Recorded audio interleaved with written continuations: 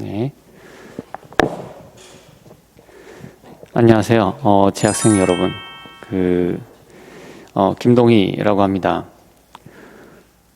이번에 우리 재학생 선생님들을, 예비 선생님들 대상으로 이제 그 임용 시험 준비를 위해서 어떤 것을 대비를 해야 되는지 그 내용을 좀 안내를 해 드리고자 이런 영상을 준비를 하게 됐습니다. 제가 일단 우선 먼저 드리고 싶은 말씀은 아무리 강사들이 뛰어난 강사가 있다 그런 얘기를 하더라도 가장 수학적으로 뛰어나신 분들은 여러분들 학교에 계시는 교수님들이시겠죠. 그래서 어떻게 보면 가장 좋은 수업은 학교에서 진행되는 수업이 가장 좋은 수업입니다. 그래서 학교 수업에 매 학기마다 충실하시면 그게 이제 굉장히 큰 도움이 된다라는 말씀을 드릴 수 있겠습니다. 그래서 첫 번째는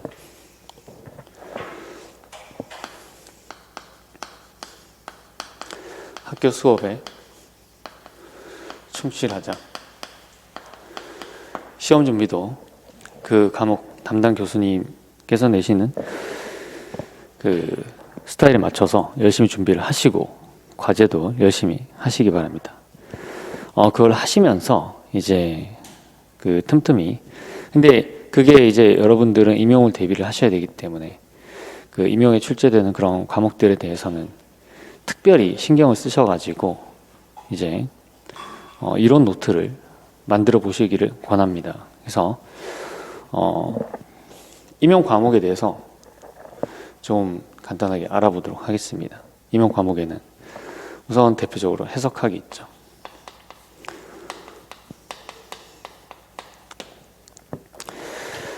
이제 과목별로 간단하게 조금씩 설명을 해드릴 텐데요. 해석학이 있습니다. 그리고 현대대수학이 있고요.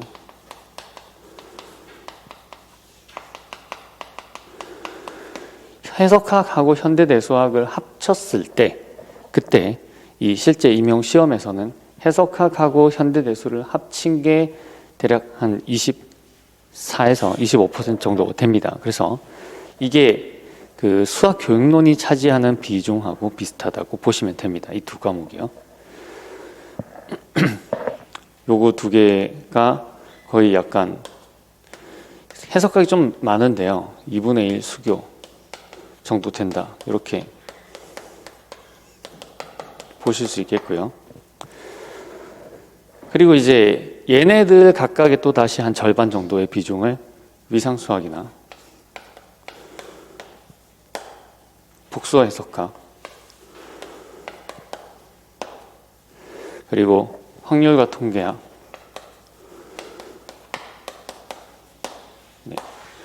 이런 것들이 미분기학, 이런 것들이 차지를 하고 있습니다. 그리고 이제 정수론, 선대, 그리고 이제 얘네들보다 조금 덜 나오는 게 이제 이산수학이라고 할 수가 있겠습니다. 이 과목들에 대해서 각 과목별로 각각의 예비 선생님들 본인에 맞게 내가 중요하다고 생각하는 것들을 정리를 따로 해놓으시면 도움이 되겠습니다. 그래서 이렇게 한번 써볼까요? 나만의 이론 노트. 이거를 굳이 꼭 반드시 논리적인 순서로 쓰실 필요는 없습니다. 그게 사실 나중에는 중요하지가 않아요. 내가 중요하다고 생각되는 내용들을 그때그때 일기처럼 이렇게 기록을 해 나가시면 됩니다. 워드 프로세서를 활용을 하셔도 되고 손으로 쓰셔도 되고요. 순서가 신경이 쓰이시는 분들은 바인딩 노트를 활용을 하실 수 있습니다. 아니면 그냥 단순히 A4 용지를 활용을 하실 수도 있겠죠. 그러면 순서에 맞게 나중에 공부한 내용을 앞에다가 넣을 수도 있을 겁니다. 그래서 이거를 시간이 있을 때 재학생 시절에 차근차근 만들어 놓으면 그것이 굉장히 큰 자산이 됩니다. 자, 그런데 실제로 우리 학교에서 주로 사용되는 그런 교과서들에 있는 내용하고 임용에서 실제로 출제가 되는 내용하고는 다소 약간은 차이가 있습니다. 특히 지금 그 수학교육학과에 그 재학하신 선생님들 입장하고 그 다음에 수학 전공을 하고 계신 선생님들의 입장이 약간 다를 수 있습니다. 수학교육학과에 그 재학 중이신 선생님들께서는 그 이제 각 학과 교수님들께서 수업 자체에 그 임용 시험에 준해서 그 임용 시험에 관련된 내용들을 강조를 하시면서 이렇게 강의를 진행하시는 걸로 알고 있습니다. 그런데 수학 전공 수업 같은 경우에는 실제로 이제 그 수학자를 양성하는 수업이죠. 그죠? 그러다 보니까 그 임용 시험하고 약간 수업 내용이 약간의 괴리가 있을 수 있습니다. 그렇다 하더라도 일단은 여러분들이 수강을 하실 때는 정리 하나하나 증명 모든 것을 그 교수님이 알려주신 대로 잘 학습을 하시기를 권해드립니다. 그게 더 깊이 있는 이해를 하고 있는 것과 그냥 내용만 알고 있는 건 분명한 차이가 있습니다. 하지만 실제로 시험에서 물어봐지는 그런 내용들을 미리 알고 있다면 좀 더 웨이트를 줘서 수업에 임할 수 있겠죠. 이것을 그래서 수학 전공을 하고 계시는 선생님들 입장을 기준으로 말씀을 드리겠습니다. 제가 그러니까 어차피 그 커버가 안 되는 내용은 없어요. 임용에 그렇게 많은 내용이 나오진 않습니다. 그래서 그 임용에 나오지 않는 내용 중심으로 말씀을 드리겠습니다. 우선은 이 해석학의 경우에는 대부분 고난이도 문제는 일변수에서 출제가 됩니다. 일변수. 그러니까 보통 일선 학교에서 그 해석학 1하고 2로 배우는데요. 해석학 1이 일변수 이론이라면 해석학 2가 아마 다변수 이론일 겁니다. 근데 그 다변수 이론에 대해서 굉장히 많이 자세하게 다루는 게 되는 거죠. 임용에서 출제된 거하고 비교를 하게 되면은. 그래서 해석학의 경우에는 일변수가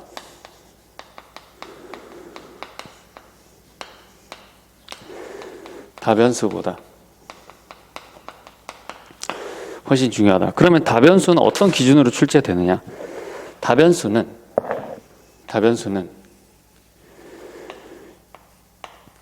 미적분 2 수준입니다. 1학년 2학기 때 배우는 미적분 2 중에서도 어디까지냐면 그림 정리까지입니다. 그림 정리까지.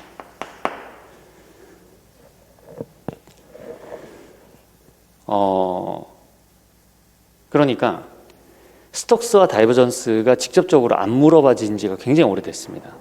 실제로 2008년도에 발간이 된 그 임용 시험에 대한 그 출제 범위를 연구한 보고서에도 다이버전스와 스톡스 정리가 들어가 있지가 않습니다. 그래서 여러분들이 이렇게 생각을 하시면 되겠고요. 그 일변수에 대해서도 자세히 아셔야 되는데, 근데 그게 어디까지냐면은 그 함수열까지예요. 함수열까지. 그러니까 뭐가 빠지냐면은 스톤 바이어스라스 정리라든지 이런 부분들이 좀 배제가 되는 편입니다. 그러니까 함수 공간은 또 빠져나간다라는 거죠. 일변수.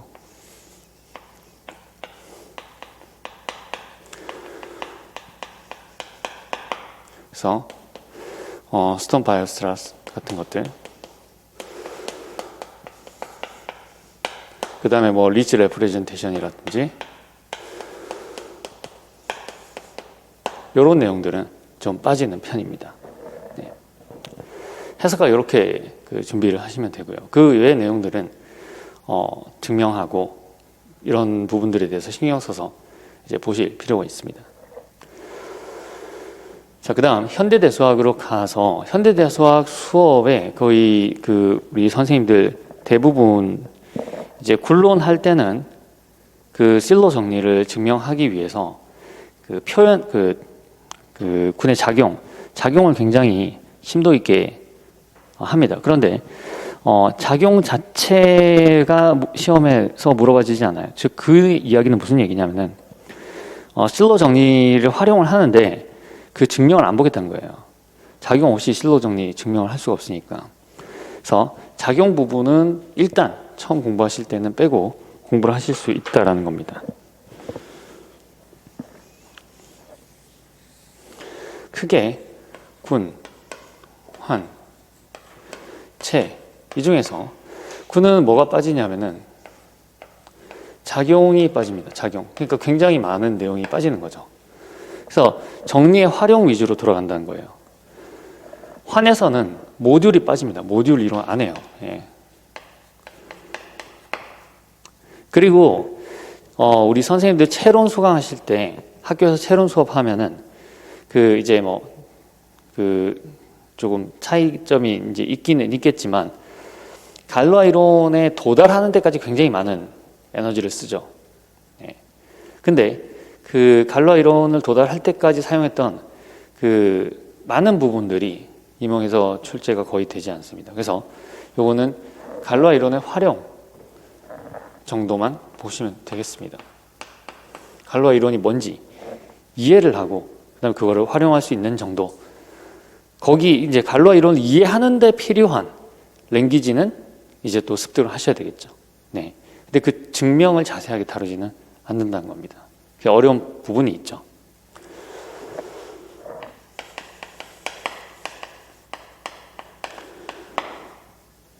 네. 위상수학도 마찬가지입니다. 위상수학도 중요한 개념들을 살펴보면 위상수학에서 중요하게 다루어지는 개념들, 일단은 콤팩트, 연결. 근데 이런 것과 관련해서 유도 위상 자주 나옵니다. 정말 각양각색의 함수로 위상 유도합니다. 유도 위상. 그러니까 유도 위상 두 가지인데 코인듀스드, 인듀스드 둘 다 있습니다.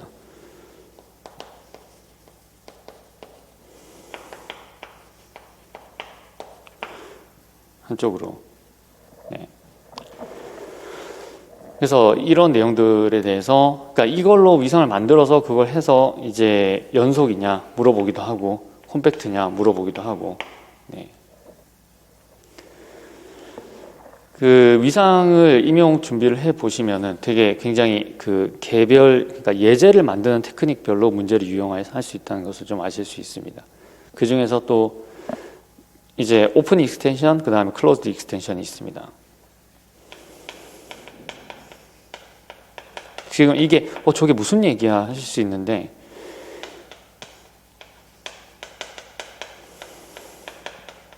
네, 우선은 이런 말들을 일단은 알고 계시고 그런 상황에서 이제 위상을 공부를 하다가 이런 내용들이 나왔을 때 이렇게 보시면 되겠습니다. 한편 여기서도 이제 잘 다뤄지지 않는 부분들은 뭐냐면은 일단은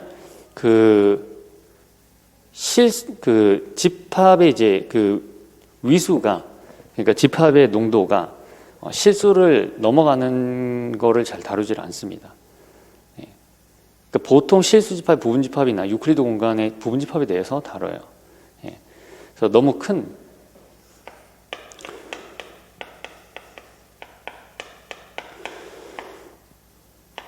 기수, 집합은 잘 다뤄지지 않는다는 겁니다. 네. 그리고 티츠의 확장이나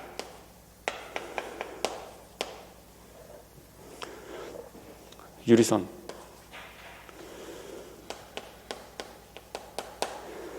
이런 내용들이 별로 그렇게 많이 다뤄지지는 않습니다.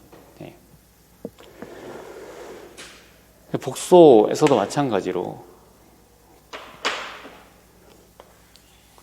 정리의 증명보다는 정리의 활용입니다.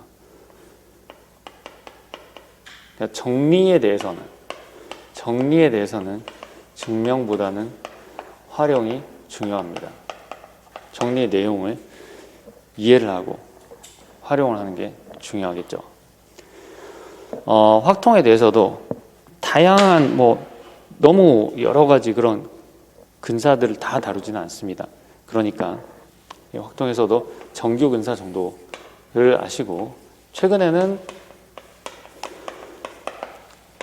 연속 확률 계산에 대해서도 되게 신기한 문제들이 출제가 되고 있습니다. 연속 확률 계산에 대해서도 보실 필요가 있겠어요. 미분계와 마찬가지로 곡률의 계산 위주로 공부를 하시면 됩니다. 곡선이든 곡면이든 곡률의 계산 위주로 공부를 하시고요. 많이 나가더라도 가우스본의 정리의 활용, 이렇게 보시면 되겠습니다.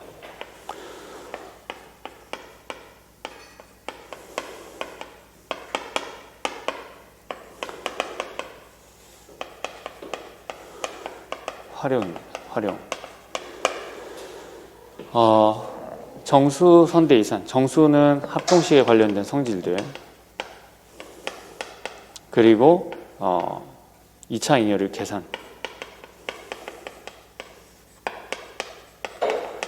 역시 활용 위주로. 2차 잉여류 계산할 때 2차 잉여류, 그러니까 2차 상반법칙 여러분들 증명하실 때 썼던 그런 테크닉들 같은 경우, 조합론적인 테크닉 이런 것들은 별로 그렇게 출제가 되지는 않는 편입니다. 정리를 이해하고 그걸 이제 활용하실 수 있으면 되겠고요. 선의 대수 마찬가지로 대각화 이론. 그 다음에 지금 거의 그 채는 실수채 위에서만 거의 이루어집니다. 굉장히 어렵게 되면은 복소수채 위에서 진행이 될 때도 있습니다. 대부분 실수채 위에서 이루어지고요. 그리고 대부분 3차원 이하의 유클리드 공간에서 문제가 출제되고 있습니다. 대부분 3차원 이하의 유클리드 공간. 그래서 3차원 유클리드 공간에서 선형 변환들이 어떤 것들이 있는지, 어떻게 대각화가 되고 얘네들의 아이겐 밸류와 아이겐 스페이스의 특성은 무엇인지, 이런 것들에 대해서 우리 선생님들이 아시면 좋겠고요. 이산수학 같은 경우는 생성함수와